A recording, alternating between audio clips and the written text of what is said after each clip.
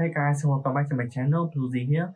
And a few months ago, I just finished a project for music video called Made in Vietnam, and I was enjoying our source that has the flag simulation. So in today's video, I will be sharing with you guys the process of making it, from how I got the brief, and came up with the idea to approach such a complex task. So here is a quick summary of what we learned in today's video.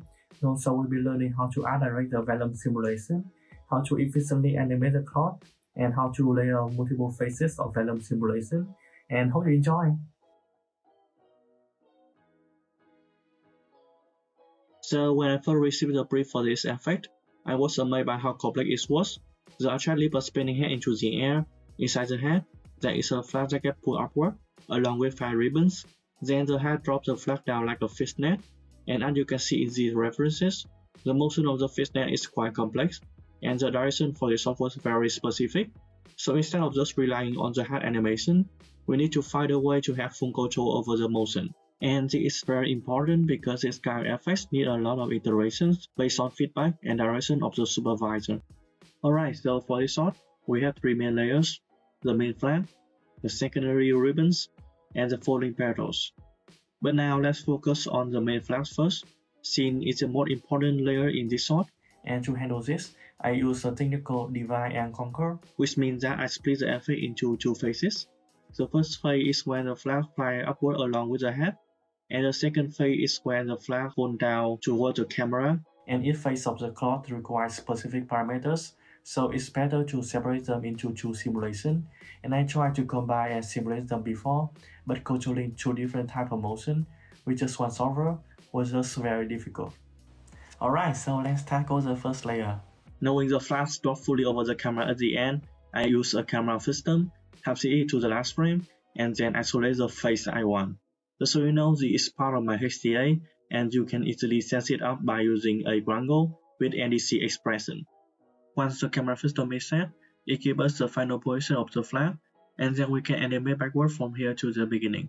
Vellum generally works better with triangle, so I use a remand node to give the flaps the triangle pattern with a resolution of 0.008, which is quite high res. After that, I did a simple animation to bring the cloud up to the head position right before it drops. Once that was set, it was time to tackle more advanced animations like soft transform, tapering, twisting, and spinning to mimic the motion of the fishnet. However, doing this animation directly is not ideal. This is because most of the parameters of bend and transform generally work best when the cloud position is in the origin.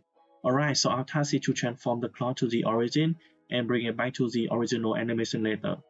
Some might suggest using the mask sign, but you can see the cloud doesn't align correctly, and I want the cloud to be flat on the ground without any skew on the sides. For that, I did come to a very old tutorial from Houdini Nano, and I will link this tutorial in the description. Basically, it uses matrix to transform and align the plane to the origin, fracture it for IBD simulation, and bring it back to animation. And we can apply the same technique, but for our Vellum scene. So to build a matrix, we need 3 vectors, front, side, and up, and the vectors make up 3x3 matrix, which handles the rotation and scale. But in this case, we are building position matrix, which is a 4x4 one. So we also need one more vector, which is the center position. And in the video, he uses a plane with a clean geometry and topology, and what he does is to isolate a ring of the plane, and then create the vectors needed to build the matrix. But in our case, the cloud is just 2D flat grid, so it's quite hard to build an up vector, and more than that, the cloud has already been remasked, which means that the topology isn't uniformly distributed, and we cannot rely on the point numbers, since they might change if we increase the resolution later. So what I did instead was create a approximate to represent the cloud, and to do that, let's freeze the cloud at the last frame, create a bound, and set its division to 2x1x2, and then we can orient the bounding box to match the cloud orientation and give it a bit of padding. And once that's done, it's just a matter of using the point default to attach the bound to the cloud animation. And since the proxy and the cloud have the same center pivot point, we can easily create a 4x4 matrix later on.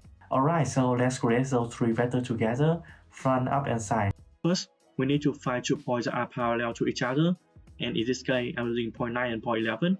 Then we can create one point right in the middle of them by subtracting these 2 position vectors and divide the result by 2. Next, we can take the position of center point number 10 and subtract to the position of point number 9. which represents the side direction. As we have the top point as point number 7, we can subtract the center point from the top point to get the yellow vector, which is our up direction. After that, let's take the cross product of the side and up vectors, and it will give us the third one, which is the front direction. Now that we have all three vectors, side, up, and front, we can build a matrix out of them using the vector to float and float to matrix and blend them together.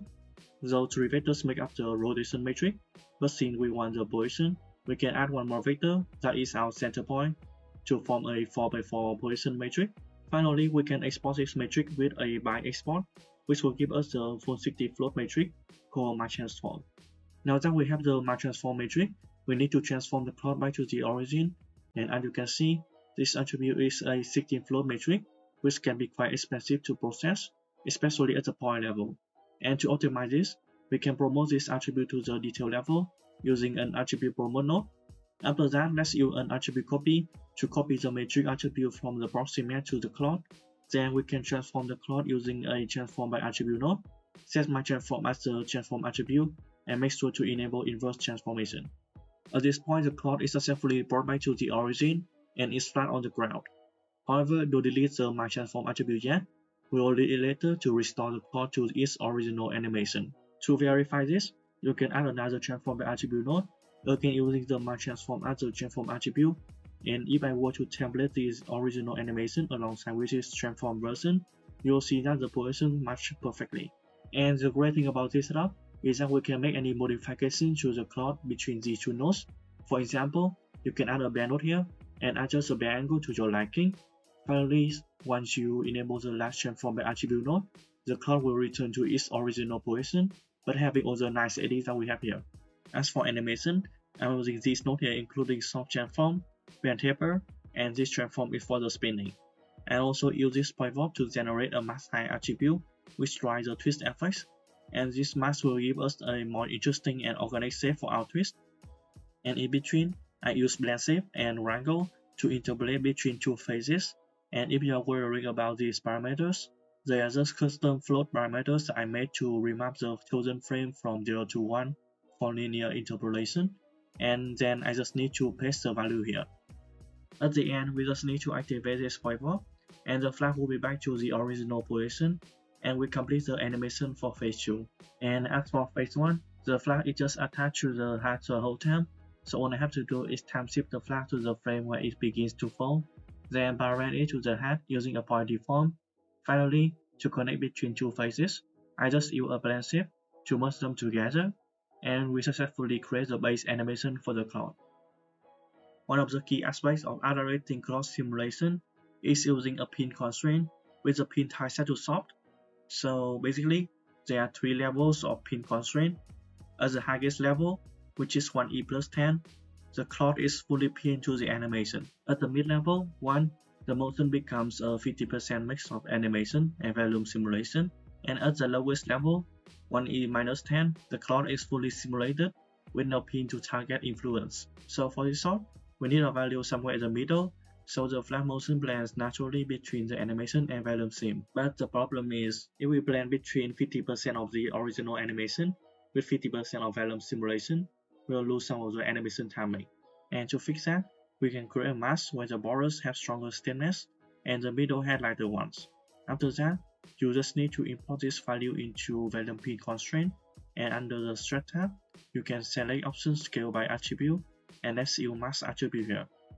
This way, the edges stay tightly pinned to the animation, while the rest of the cloud naturally drag behind. And you can even add some noises in the center to make it look more organic, and the same concept applies to the phase 1. We just need a strong pin constraint at the tip of the cloud, and finally I use these 2 wrangles to enable and disable the pin of these 2 faces. For a solver of phase 2, I set a substep to 2 and constraint iteration to 200 and a bit of velocity damping. Inside the solver, I apply some basic forces like gravity, wind, and drag to make the cloud motion more interesting, and the same forces apply to the setup of phase 1. As the animation in phase 1 moves quite fast, I increase the substeps and constraint iteration to keep it more stable. Finally, it's just a matter of combining 2 phases using the same linear interpolation wrangle that we have used before, along with some post-simulation tricks like retiming and smoothing, With that, we successfully create the first layer for this song.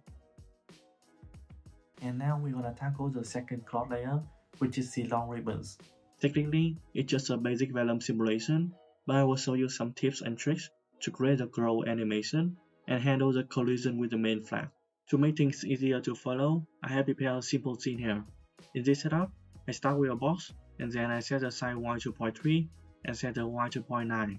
After that, I delete the bottom faces of the box, so that we'll have a geometry that looks like the head, and then I select the bottom edges, extrude them downward, and split them into a separate stream. And as I said before, since Vellum works best with a triangle pattern, I use a reman node to generate the pattern that I want and add more resolution.